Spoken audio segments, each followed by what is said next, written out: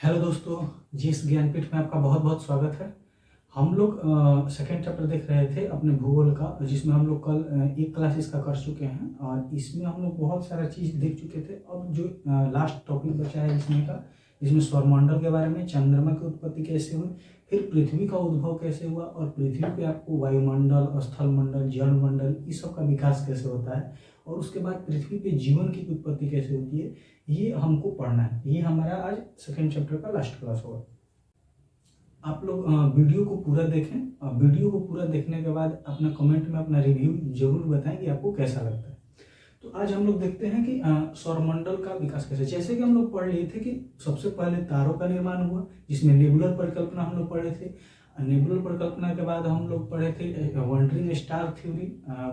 उसके बाद हम लोग ग्रहों का निर्माण पढ़े थे और ग्रहों का निर्माण के बाद अब हम लोग क्या पढ़ेंगे, अब अपने पृथ्वी पे आएंगे कि पृथ्वी की संरचना कैसे होती है। इसमें हम लोग पहले सौरमंडल देखते हैं। सौरमंडल क्या होता है? तो सौरमंडल सूर्य के चारों तरफ जो ग्रह जो हैं, जो क्या करते हैं, सूर्य की परिक्रमा करते हैं, उनको हम लोग सौरमंडल कहते हैं। जैसे कि मैंने कल आपको थोड़ा सा बताया था कि ये क्या है हमारा, ये हमारा सूर्य है और सूर्य के चारों तरफ आप देखेंगे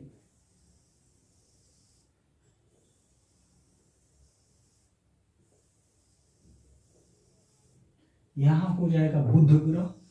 ये कौन हो गया? बुध। फिर आ जाएगा आपको शुक्र, उसके बाद आ जाएगा आपको पृथ्वी, उसके बाद आ जाएगा आपको मंगल, फिर आपको यहां आ जाएगा आपको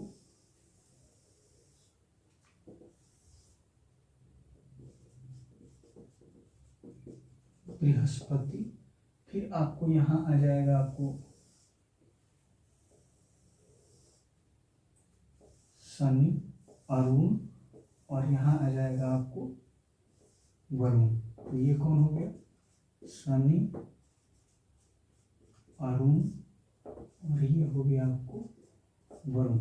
ये क्या है? ये हमारा सौरमंडल का भाग है। हमारे सौरमंडल में क्या है, एक सूर्य के पास जो है कितने आपको ग्रह हैं, तो आपको 8 ग्रह हैं। ये कौन है? बुध, शुक्र, पृथ्वी, मंगल और बृहस्पति, शनि, अरुण, वरुण।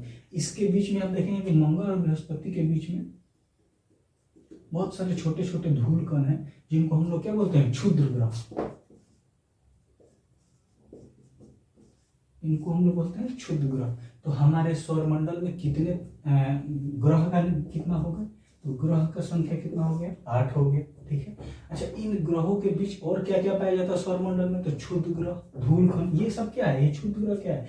जब विस्फोट हुआ, जब हम लोग पढ़े थे कि क्या होता है, ब्लैक होल में विस्फोट होता है। तो ब्लैक होल में जब विस्फोट होता है तो वहां पे क्या होता है कि इन सारे आपको ग्रहों का तो निर्माण होता है, लेकिन जो छोटे छोटे टुकड़े थे, जो कुछ बहुत ज्यादा छोटे थे, मतलब एकदम धूल कण के बराबर थे, कुछ उससे बड़े थे, लेकिन वो क्या किए, वो कोई ग्रह के आकार में नहीं हुए, वो सारे जो कहलाते हैं, वो क्या कहलाते हैं? इसके बीच, मंगल और बृहस्पति के बीच घूमते रहते हैं और इनको हम लोग क्या बोलते हैं? क्षुद्र ग्रह बोलते हैं।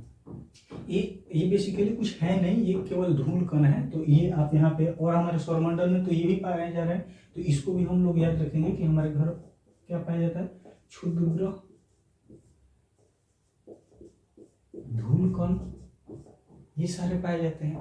अच्छा, उसके बाद नक्षत्र भी पाया जाता है, आपको तारामंडल भी पाया जाता है। तो ये सारी चीज़ आपको जानने की जरूरत नहीं है। तो ये, लेकिन आपको सबसे ज़्यादा इम्पोर्टेंट यही टॉपिक है कि आपको अपने सौरमंडल के बारे में पता होना चाहिए कि ग्रह कितने हैं और ग्रहों की संख्या कितनी है और कौन कौन ग्रह पाए जाते हैं। ये सीक्वेंस वाइज में है कि सबसे जो नज़दीक है सूर्य से, वो कौन है? बुध है। उसके बाद कौन है? शुक्र है। 3 नंबर पे आती है पृथ्वी, फिर आपको आते हैं मंगल, फिर आपको मंगल और बृहस्पति के बीच में क्षुद्र ग्रह, ये हो गया बृहस्पति, फिर आ गया शनि, अरुण और वरुण। ये 8 ग्रह थे। पहले हमारे जो सौरमंडल में थे वो 9 ग्रह पाए जाते थे और 9वां ग्रह था जिसको हम बोलते थे प्लूटो। लेकिन प्लूटो जो था वो क्या किया गया 2006 ईस्वी में, इसको 2006 ईस्वी में एक संगठन बैठाया गया, खगोलवेत्ता जो होते हैं, जो इस हमारे सौरमंडल के बारे में जानकारी इकट्ठा करते हैं, उस पर रिसर्च करते हैं। उन्होंने क्या कहा कि 2006 में प्लूटो को ग्रह की संख्या से, अभी भी वो वरुण के बगल में है, लेकिन क्या है कि इसको अपने सौरमंडल के ग्रहों की संख्या से बाहर कर दिया गया, इसलिए इसको हम लोग क्या पढ़ते हैं, इसको ग्रह के रूप में हम लोग नहीं पढ़ते, हम लोग 8 ही ग्रह पढ़ते हैं। तो ये भी क्वेश्चन पूछता है कि प्लूटो जो है वो किस समय आपको ग्रह की संख्या से बाहर कर दिया गया था, तो 2006 में, ये भी याद रखेंगे। तो ये हमारे सौरमंडल के भाग है। अच्छा, इसमें आपको एक चीज और पूछा जाता है, एक आंतरिक ग्रह होता है, एक बाहरी ग्रह होते हैं, जिनको एक को बोलते हैं जोवियन ग्रह और एक को अंदरूनी ग्रह बोलते हैं, ठीक है। तो ये जो आपको क्षुद्र ग्रह है, इसका बंटवारा कौन करता है, ये जो क्षुद्र ग्रह पाया जाता है ये 2 भाग में बंटवाता है। जो इधर वाले हैं, जो क्षुद्र ग्रह से इस साइड आते हैं, इनको हम लोग बोलते हैं आंतरिक ग्रह, और ये क्षुद्र ग्रह के जो बाहर हैं उनको बोलते हैं हम लोग बाहरी ग्रह। तो आंतरिक ग्रह में हमारे कौन कौन आ गए, तो आंतरिक ये हो जाएंगे हमारे कौन, आंतरिक ग्रह जो सूर्य के अंदर के तरफ है वो आंतरिक ग्रह हो जाएंगे, और आंतरिक ग्रह में कौन आ जाएंगे, बुध हो जाएगा, शुक्र हो जाएगा, पृथ्वी हो जाएगा और मंगल हो जाएगा। तो ये 4 कौन हो गए आंतरिक ग्रह में, और 4 जो हो जाएंगे बाहर में, उनको हम लोग क्या बोलेंगे, बाह्य ग्रह बोलेंगे। इनको हम लोग बाह्य ग्रह में कौन आ जाएंगे, बृहस्पति, शनि, अरुण और वरुण। तो आंतरिक ग्रह में 4 और बाह्य ग्रह में 4, तो ये भी आप समझ गए होंगे, इसको आप लोग याद रखेंगे। वैसे तो मैं लास्ट में आपको नोट्स का PDF लगा देता हूँ, आप लोग अपना फेयर बना लेते हैं, लेकिन इसको आप याद रखेंगे। तो आंतरिक ग्रह में ये 4 हो गए और बाह्य ग्रह में वो 4 हो गए, और हमारे टोटल ग्रह कितने हो गए, 8 हो गए। अब हम लोग पढ़ते हैं, ये हमारे सौरमंडल के भाग हुए। अच्छा, इस सौरमंडल में हम रहते कहाँ हैं, तो हम लोग तीसरे नंबर ग्रह पे रहते हैं, जिसका नाम है पृथ्वी। अब हम लोग पृथ्वी के बारे में पढ़ते हैं, इनके बारे में हम लोग डिटेल में आगे पढ़ सकते हैं, ये आपके टॉपिक में नहीं दिया गया है, लेकिन अभी हमारे टॉपिक में क्या है, पृथ्वी के बारे में। तो हम लोग पृथ्वी के उद्भव के बारे में पढ़ते हैं, फिर पृथ्वी के संरचना के बारे में, वहाँ जीवन की उत्पत्ति कैसी थी उसको देख लेते हैं।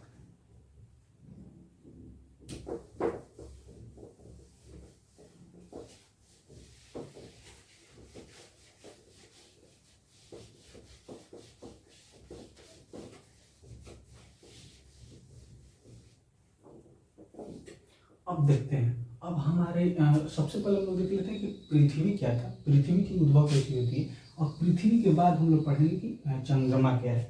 तो सबसे पहले जो पृथ्वी था, पृथ्वी क्या है, पृथ्वी एक ग्रह है, और पृथ्वी ग्रह का निर्माण कैसे हुआ हम लोग पढ़ चुके हैं। ग्रह का निर्माण कैसे हुआ, इसका जो था आपको बहुत सारा थ्योरी दिया गया, कोई दिया आपको हबल के द्वारा दिया गया कि आपको महाविस्फोट के सिद्धांत के द्वारा हुआ, किन्हीं के द्वारा दिया गया वॉन्टिंग स्टार भटकते हुए तारे का सिद्धांत दिया गया, जिसमें कहा गया कि सूर्य से क्या हुआ, सूर्य से कुछ सिगार टाइप का खींचा गया, और उसके भ्रमण के कारण धीरे धीरे क्या होते हैं, कण एक दूसरे से सटते जाते हैं, और सटते हुए किसी स्थल का निर्माण करते हैं, उसी में किसी ग्रह का निर्माण होता है। उसी प्रकार से हमारे पृथ्वी ग्रह का भी निर्माण हुआ।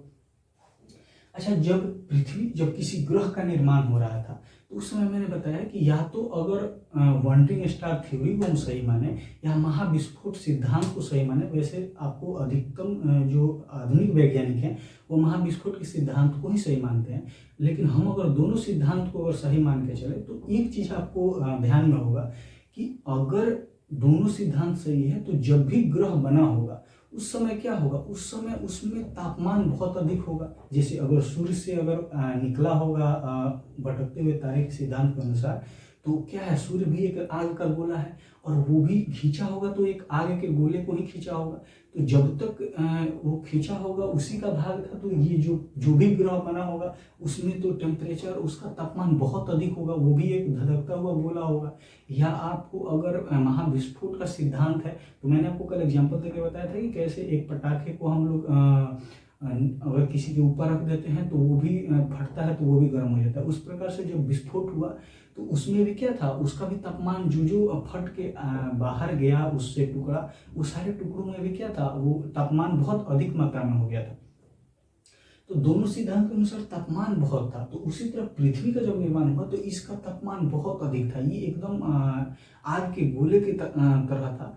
और इस पे क्या होता है, धीरे धीरे जो कण थे एक दूसरे से सटते हैं और एक सरफेस का निर्माण करते हैं, और सरफेस का निर्माण होते होते धीरे धीरे क्या होता है कि इस पे आपको सतह का निर्माण होता है, एक ठोस रूप आपको इसका बनता है। अच्छा, ये जब ठोस रूप बन रहा है तो आपको पता है कि अगर कोई आग का गोला है, ठीक है, अब आग का गोला का कोई ठोस रूप बन रहा है तो आपको पता है कि जो तापमान इस क्षेत्र में किसी चीज का होगा और जो तापमान इस क्षेत्र में होगा, ये दोनों में अंतर होगा। अगर किसी आग के गोले में देखेंगे तो अगर किसी आप क्या करें, कोई चीज अगर जल रहा है, लकड़ी जल रहा है, तो लकड़ी को देखेंगे कि आप अगर छोड़ देते हैं उसमें आग लगाना, तो उसके ऊपर वाले सरफेस में देखेंगे धीरे धीरे क्या होता है, उसका तापमान कम होते जाता है। लेकिन अभी भी उसको अगर थोड़ा सा हम लोग उसको हिला करके देखें तो अंदर पूरा एकदम लावा एकदम जलता हुआ धधकता हुआ रहता है।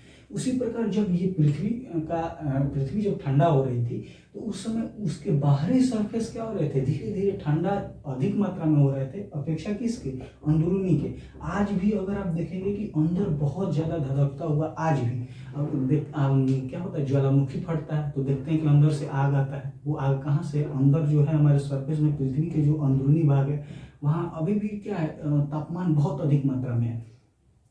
तो यहाँ का तापमान तो नहीं ठंडा हुआ, लेकिन जो बाहरी सरफेस थे वो क्या हुए, वो धीरे धीरे ठंडा होते गए। अच्छा, ठंडा हो रहे थे तो कोई भी चीज़ अगर हम जलता है तो क्या निकलता है उससे, वो अगर साइंस पढ़ते हो तो कोई भी चीज़ जलता है तो उससे निकलता है कार्बन डाइऑक्साइड, CO2, ठीक है।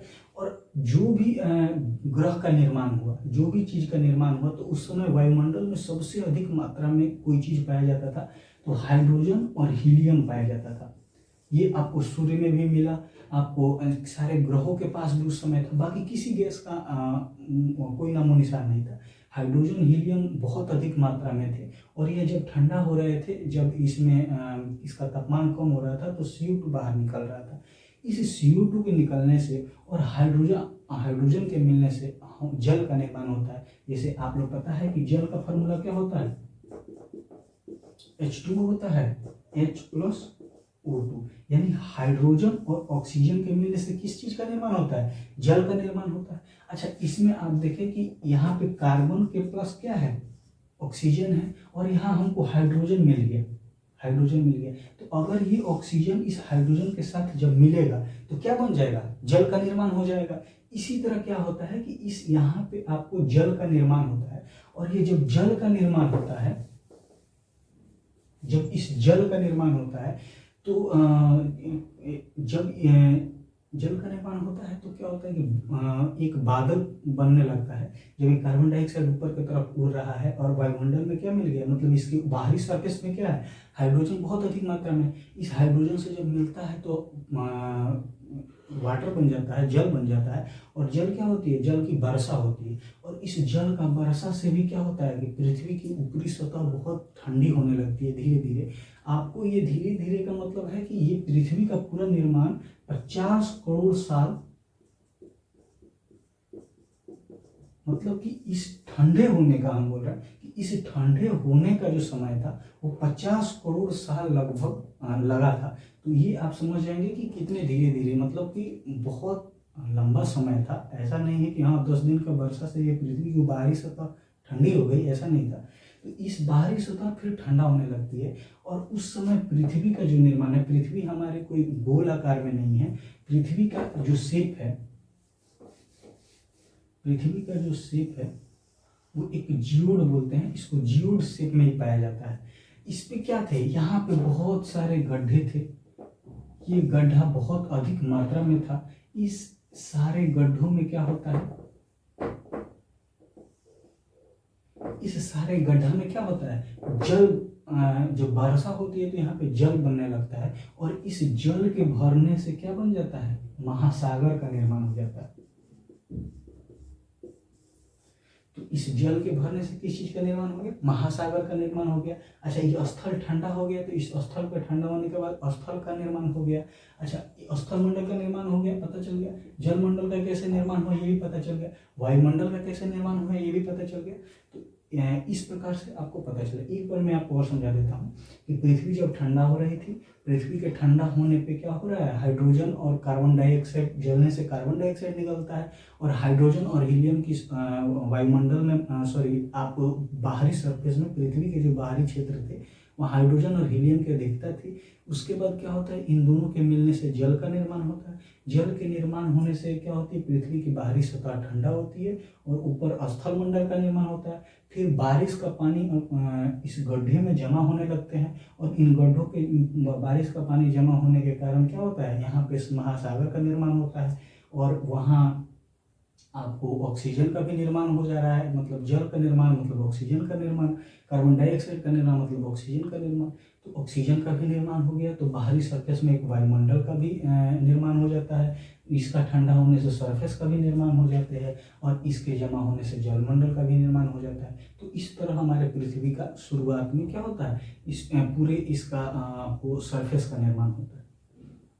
अब एक चीज और है हमारा चंद्रमा, जो हम लोग पढ़े हैं कि आपको अभी हमने देखा कि सूर्य की क्या है, सूर्य के जो भ्रमण कर रहे हैं उनको हम लोग ग्रह बोलते हैं। लेकिन हर एक ग्रह के पास भी अपना एक उपग्रह होता है। अभी हम इसमें डिटेल में नहीं जाएंगे कि बुध और शुक्र के पास ग्रह नहीं है, बाकी सबके पास है। लेकिन हम लोग अपने ग्रह के बारे में पढ़ेंगे। पृथ्वी का जो ग्रह है, जो पृथ्वी की परिक्रमा करती है, उसका नाम है क्या, चंद्रमा।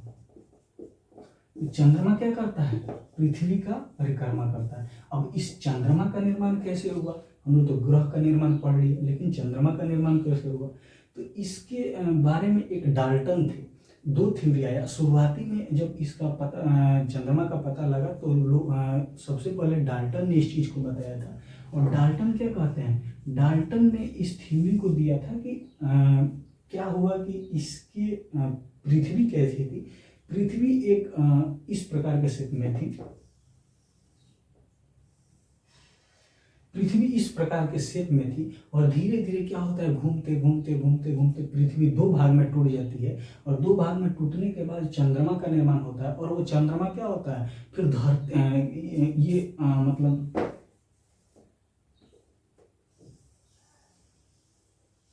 इस प्रकार से, और ये चंद्रमा टूट के, इसका मतलब पृथ्वी का ही कुछ अंश टूट के क्या होता है, फिर पृथ्वी पे गिर जाता है और पृथ्वी पे गड्ढा का निर्माण करता है, वहां पे महासागर बना। मतलब ये डाल्टन की थ्योरी है कि पृथ्वी कैसे थी, पृथ्वी अंदर के तरफ से मतलब बीच से पतली थी और बाहर से मोटी थी। और इसका क्या होता है, घूमते घूमते ये टूट जाता है। टूटने के बाद क्या होता है कि जो टूटा हुआ भाग था वहीं पृथ्वी पे गिर जाता है और वहीं पे आज हमारा प्रशांत महासागर है। और फिर वो जो टूटा हुआ भाग था फिर ऊपर उठ गया और पृथ्वी का भ्रमण करने लगा। तो ये डाल्टन साहब दिए थे इस थ्योरी को, लेकिन ये थ्योरी उतना मान्य नहीं था, क्योंकि कोई भी चीज़ पृथ्वी पे गिर गई फिर वहाँ से फिर उठ गई, ये एक थोड़ा सा इसका मतलब साइंटिफिक कोई कारण नहीं दिखता है। तो इसके, लेकिन ये भी हमको पढ़ना है कि डाल्टन साहब की थ्योरी क्या थी, क्योंकि सबसे पहले किसी चंद्रमा के बारे में कोई थ्योरी आया था तो इन्हीं का आया था। लेकिन बाद में आप देखेंगे कि जो आधुनिक जो वैज्ञानिक हुए इस थ्योरी से सहमत नहीं थे और उन्होंने एक थ्योरी बताया। उन्होंने बताया कि पृथ्वी जो था, पृथ्वी के बगल में कौन से ग्रह है, जैसे बुध हो गया, फिर शुक्र हो गया, फिर पृथ्वी और फिर मंगल। तो मंगल ग्रह के पास जो मंगल ग्रह था, मंगल ग्रह से क्या होता है कि एक इसी प्रकार से मंगल का सरफेस टूट जाता है और मंगल के सरफेस टूटने से क्या होता है, मंगल का सरफेस टूट के पृथ्वी के ग्रेविटेशन वाले एरिया में, मतलब गुरुत्वाकर्षण वाले क्षेत्र में, पृथ्वी के पास वाले क्षेत्र में आता है और पृथ्वी का भ्रमण करने लगता है और वहीं आज क्या कहलाता है, वहीं हमारा चंद्रमा कहलाता है। तो ये आधुनिक जो वैज्ञानिक थे उनका मानना था। तो इस तरह चंद्रमा का निर्माण हुआ और यहीं अभी तक जो है वो मान्य रखा गया है आधुनिक आपको कि जो मंगल है, मंगल से ही हमारे टूटा हुआ भाग ही क्या होता है, वो आया और जो पृथ्वी का था, पृथ्वी का परिक्रमा करने लगा और वहीं आज हमारा क्या बन गया, वहीं हमारा सूर्य का निर्माण करता है, चंद्रमा का निर्माण करता है। तो ये हमारे दो थ्योरी थे जो इसके चंद्रमा के उद्भव से रिलेटेड था। अब ये सारी चीज पढ़ के अब हम लोग जीवन की उत्पत्ति पढ़ते हैं, ये हमारा लास्ट टॉपिक है। अब जीवन की उत्पत्ति कैसे होती है, तो कहा जाता है कि आपको जब ये सब चीज ठंडा होने लगा तो एक कोशिकीय, जब हम बायो पढ़ेंगे तो इसमें बहुत सारे डिटेल में पढ़ेंगे कि किस तरह से किसी चीज का उद्भव होता है। लेकिन थोड़ा सा जो दिया है आपके टॉपिक में उतना मैं बता देता हूँ कि पहले क्या होता है कि किसी शैवाल का, इसको हम लोग बोलते हैं एक एक कोशिकीय मतलब कि एक सेल से हमारा जो शरीर है वो सेल से बन के मतलब कोशिका से मिलके बना होता है। तो सबसे पहले किसी एक सेल का जो था वो शैवाल का निर्माण होता है, और वहीं शैवाल में क्या होता है, वहीं शैवाल में फिर उत्परिवर्तन होता है, और उसी उत्परिवर्तन के कारण धीरे धीरे करके एक सेल से दो सेल से आपको बहुकोशिकीय, जो हम लोग क्या है बहुकोशिकीय हैं, तो एक कोशिकीय से बहुकोशिकीय तक इसका भी एक धीरे धीरे क्रमवार वृद्धि होता है, और इसमें भी बहुत सारे समय लगते हैं। इस तरह की इस चीज़ का निर्माण होता है, जीवन की उत्पत्ति का निर्माण होता है। तो ये सारी चीज़ आपके इस टॉपिक में था, और ये आपका चैप्टर समाप्त हो गया। और अच्छा लगे तो आप ज़रूर इसमें क्या करें, आप कमेंट करके बताएं कि अच्छा लगता है। मैं अब कल से क्या करूँगा, हिस्ट्री का एक चैप्टर और ख़त्म कर देता हूँ, फिर इसका तीसरा चैप्टर हम लोग लेके आएंगे। ठीक है, तो थैंक यू, आप लोग देखते रहेंगे।